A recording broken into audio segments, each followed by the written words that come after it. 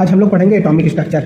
एक exam point of view से important chapter है एटॉमिक स्ट्रक्चर, ठीक है। इसका बेसिक चैप्टर है, ये बेसिक चैप्टर है, ठीक। लेकिन कुछ इंपॉर्टेंट टर्म, इंपॉर्टेंट क्वेश्चन जो इस वीडियो के एंड तक हम आपको बताएंगे, जो मैक्सिमम तर एग्जाम में पूछा जाता है। 2 क्वेश्चन इस चैप्टर से आने कंफर्म है, इस चैप्टर से 2 क्वेश्चन आने कंफर्म है। 2 क्वेश्चन आते ही आते हैं एटॉमिक स्ट्रक्चर से। अगर आप लोग 11th में हैं, उसके बाद ग्रेजुएशन बीएससी के लिए आप लोग इंटरेस्ट देंगे, इससे 2 क्वेश्चन आना कंपलसरी है। बीएचयू में, डीयू में, हर जगह आता है, ठीक।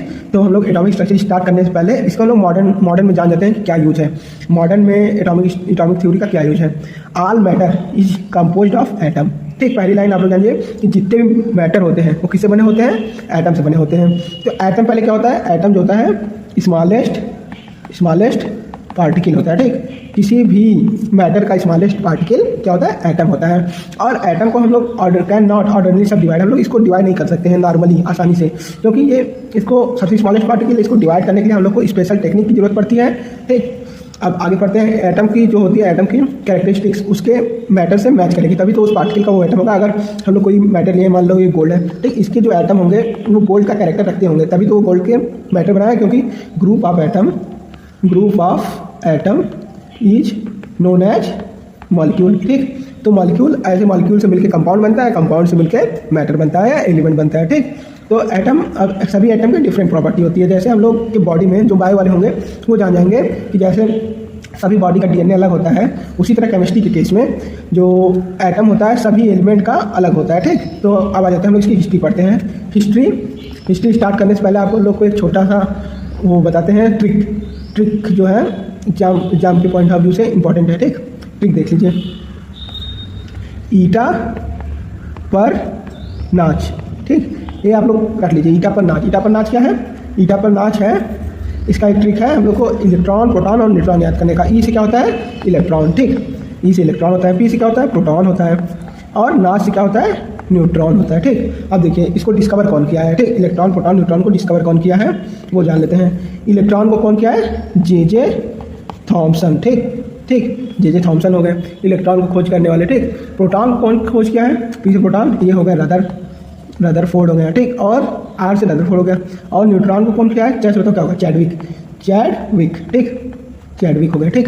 ये खोज किए हैं आपका इलेक्ट्रॉन, प्रोटॉन, न्यूट्रॉन। ये एग्जाम पॉइंट ऑफ व्यू से एक ट्रिक इंपॉर्टेंट है, ठीक। किसी भी कंपटीशन में पूछ देता है कि प्रोटॉन की खोज कौन किया है तो रदरफोर्ड, और न्यूट्रॉन का, इलेक्ट्रॉन को तो नॉर्मली नहीं पूछता है क्योंकि ये कॉमन है, सभी लोग को आता है, लेकिन प्रोटॉन और न्यूट्रॉन में पूछ देता है, ठीक। अब थोड़ा बढ़ते हैं, आगे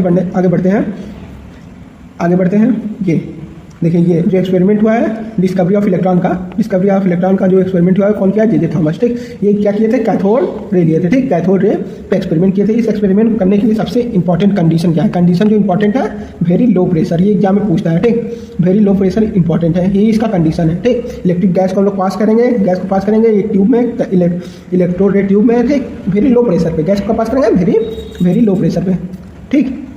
वेरी लो प्रेशर पे गैस को पास करेंगे, ठीक। अब आगे बढ़ते हैं हम लोग, देखते हैं कंक्लूजन क्या निकला था एक्सपेरिमेंट से, ठीक। कंक्लूजन निकला था कि जो कैथोड ट्यूब होता है, regarding to the element must contain identical charge electron, ठीक। सब उसके पास चार्ज इलेक्ट्रॉन होते हैं उस एटम के पास, ठीक। अब चार्ज इलेक्ट्रॉन होते हैं तो एक और निकला दूसरा कंक्लूजन, एटम्स आर न्यूट्रल।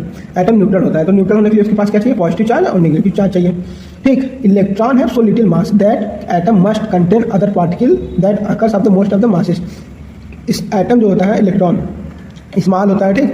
इसका मास भी छोटा होता है, क्योंकि और भी मास हटने चाहिए, तो प्रोटॉन का मास हटना चाहिए, न्यूट्रॉन का मास हटना चाहिए, तभी तो एक आइटम होगा। तो लिटिल मास से बना होता है, ठीक। लेकिन इस थ्योरी पे कुछ लोग को विश्वास नहीं हुआ, सब लोग इसे फेक बोलने लगे, ठीक। ये फेक है, गलत है, कुछ इसमें कमियां बताने लगे, लिमिटेशन बताने लगे। तो कुछ साइंटिस्ट भी आगे आए जिनको डाउट हुआ, वो अपना एक्सपेरिमेंट किए। जैसे ये थॉमसन आए, ठीक। थॉमसन का मॉडल था, ये फिर दूसरा थ्योरी अपना प्रपोज किए।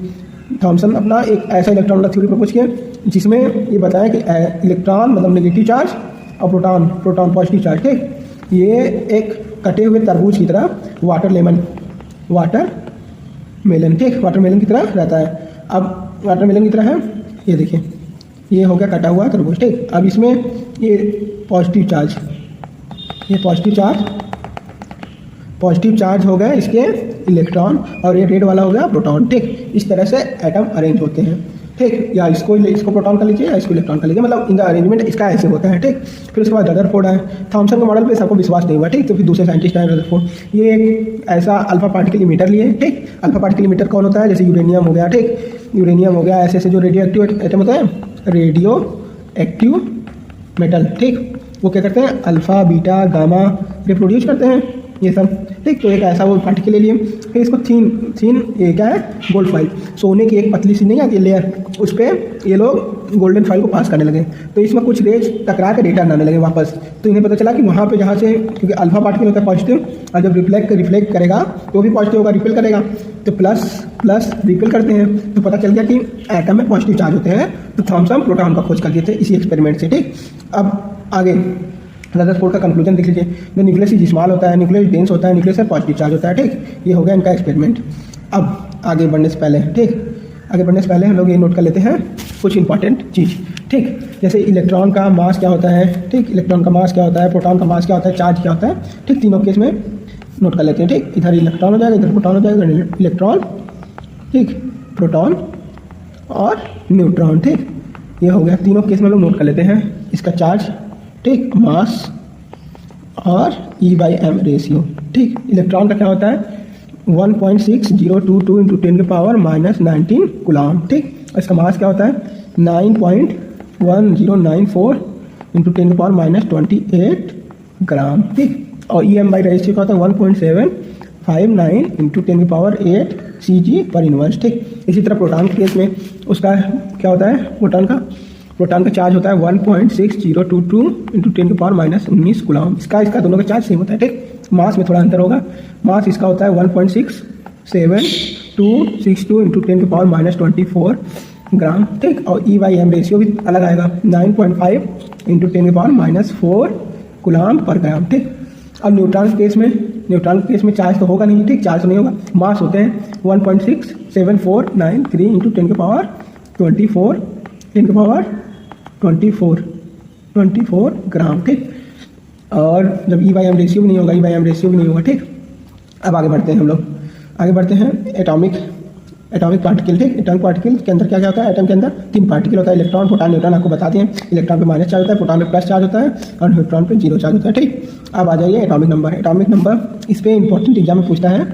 Atomic number is equal to, इसको जेड से डिनोट करते हैं। ठीक, atomic number is equal to number of proton. ठीक, number of proton is equal to number of neutron, number of electron. ठीक, जितना भी उसके अंदर पॉजिटिव चार्ज होता है न्यूक्लियस के अंदर, उसी को हम लोग कहते हैं एटॉमिक नंबर। ठीक, कार्बन का 6, फास्फोरस का 15 और गोल्ड का 79 होता है। ठीक, इसके अंदर इतने प्रोटॉन होते हैं, जितने पॉजिटिव चार्ज उतना उसका atomic number.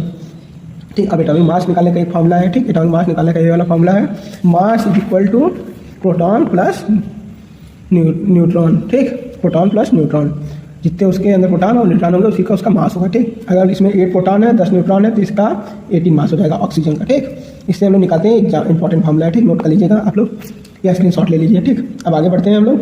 Isotope and isobar क्या होता है? आइसोटोप जब किसी भी एटम के उसके मास में चेंज होगा। कहाँ चेंज होगा? मास में चेंज होगा, तो हम लोग क्या कहेंगे? आइसोटोप। ठीक, मास में चेंज होगा तो क्या कहेंगे?